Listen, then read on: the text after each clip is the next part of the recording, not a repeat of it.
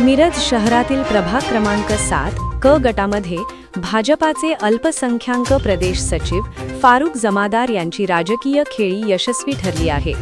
या प्रभागातून भाजपाकडून त्यांच्या मातोश्री बानू मुसा जमादार या निवडणूक रिंगणात आहेत। या प्रभागात अपक्ष तसेच विविध पक्षांकडून मोठ्या संख्येने उमेदवारी अर्ज दाखल झाले होते।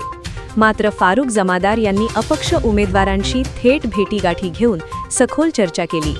त्यांच्या विनंतीला मान देत तब्बल 12 अपक्ष उमेदवारांनी क गटातून आपले उमेदवारी अर्ज मागे घेतले आहेत। अर्ज माघारीच्या दिवशीही निवडणूक बिनविरोध होण्याची शक्यता निर्माण झाली होती। मात्र 2 पक्षांचे उमेदवार रिंगणात कायम राहिल्याने निवडणूक बिनविरोध झाली नाही।